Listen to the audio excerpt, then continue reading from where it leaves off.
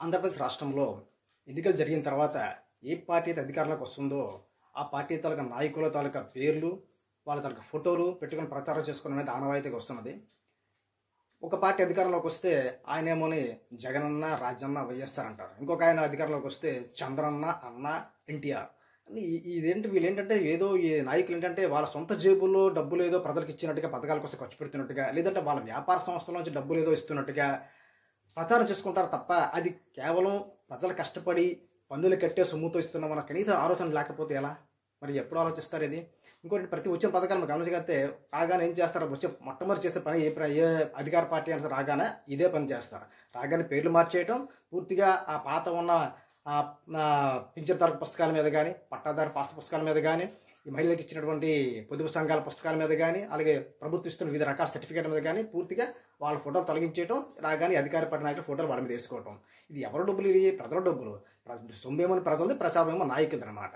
ఇంతవరకు ఆంధ్రప్రదేశ్ రాష్ట్రంలో నీతి నిజాయితీగా పనిచేసే రాజకీయ నాయకులు లేరా? వాళ్ళ ఫోటోలు కానీ వాళ్ళ తల పేర్లు కానీ పెట్టి ప్రచారానికి పనికిరావా?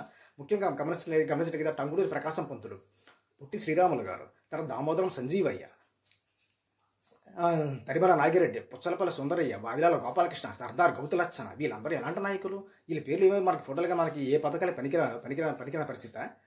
ఎలాగ చరిత్రగా కూడా విద్యార్థి దూరం చేశారు. కనీసం ఈ నాయకుల తాలూకా పేర్లు పెట్టడానికి అయితే ప్రజలకి చరిత్ర తెలుస్తుంది, వాళ్ళ తాలూకా గొప్పతనం, వాళ్ళ నాయకుల పేర్లు తెలుస్తాయి కదా. కనీసం ఆలోచన చేయాల్సిన బాధ్యత చదువుకున్న వాళ్ళకి కానీ ఈ పదవుల నాయకులకి తెలియదా? ఇంకో విషయం చెప్తాం, మనం అనుకుంటాం ప్రతిసారి మనం మంచి నాణం ఏంటి, తెలుగువారు తెలుగులోనే మాట్లాడాలి, కానీ అధికార పార్టీ తాలూకా పెట్టే పథకాలు మాత్రం ఇంగ్లీష్లో ఉండొచ్చు. ఎన్టీఆర్ క్యాంటీన్, ఆంధ్రప్రదేశ్ రాష్ట్రం అన్నపూర్ణ, ఒకప్పుడు మనకి ఒక అలాంటి పథకం పేరు అంటే అన్నపూర్ణ పలహారశాల కానీ, అన్నపూర్ణ ఆహార పథకం అని కానీ పెట్టచ్చు కదా, ఎంత చక్కగా ఉన్నాయి. ఇంకొకటి చెప్తుండే కదా, నాడు నేడు పథకం తల పూర్తి పేరు మార్చేశారు. స్కూల్ ఇన్ఫ్రాస్ట్రక్చర్ ఇంప్రూవ్మెంట్, పూర్తి ఇంగ్లీష్ ఆంగ్ల పదం. ఇది చదవడానికి చాలా ఇబ్బందిగా ఉంది. చక్కగా బడిని బాగు చేసుకుందాం, బడిని పునరుద్ధరిద్దాం, పాఠశాల పునఃపరిశీలన, ఇలాంటి పేర్లు పెట్టుకోవచ్చు కదా. ఇవేవి మనకి పనికిరావా అని ప్రతిదానికి ఇదే రావాలన్నమాట. ఇది ఏమిటి పరిస్థితి? తెలుగులో మాట్లాడదామంటారు, ఈ పథకాల పేర్లు చూస్తే ఇంగ్లీష్లోకి వెళ్తూ ఉంటాయి అన్నమాట. ఇది ఎక్కడ రాజనీతి?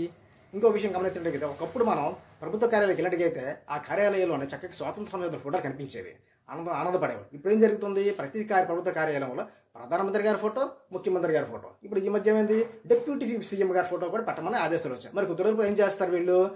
మీ తాలూకా జిల్లా తాలూకా మంత్రి ఫోటోలు పెట్టండి, మీ తాలూకా నియోజకవర్గ తాలూకా ఎమ్మెల్యే ఫోటోలు కూడా పెట్టమని ప్రభుత్వం ఆదేశాలు ఇచ్చి ఆశ్చర్యపడక్కర్లేదు. పరిస్థితి అలా ఉందన్నమాట. ఇది ఏంటి పరిస్థితి? సొమ్మేమో అని ప్రజలదే, వాళ్ళేమో జీతభత్యాలు తీసుకున్నది ప్రజలు కట్టే పనుల సొమ్ము. ఈయన ఏం చేస్తున్నా చక్కగా హాయిగా ఏంటంటే వీళ్ళు విలాసవంతమైన జీవితం గడుపుతూ పథకాలు ఏమైనా కూడా వాళ్ళ పేర్లు పెట్టుకొని ఇది చేస్తున్న ప్రజాస్వామ్యం అనమాట. నేనేం చెప్తున్నానంటే ప్రజలారా ఒకసారి ఆలోచించండి. మనం పెట్టే అసలు యాక్చువల్గా ఏంటంటే ప్రజాస్వామ్యంలో ప్రజలే ప్రభువులు, పాలకులు సేవకులని చెప్తాం. వీళ్ళు కూడా చెప్తుంటారు మనకి, మేము సేవకు చేస్తాం బాగా అంటే. ఇదేం సేవ? డబ్బులు కట్టుకొని చక్కగా హుందాగా తిరిగేసి విలాసం కారులో తిరగటం, భవనాల నివసించడం, మంచి మంచి కాస్ట్లీ బస్సులు తిరగటం, ఇది పరిస్థితి. ఇది ప్రజాస్వామ్యం.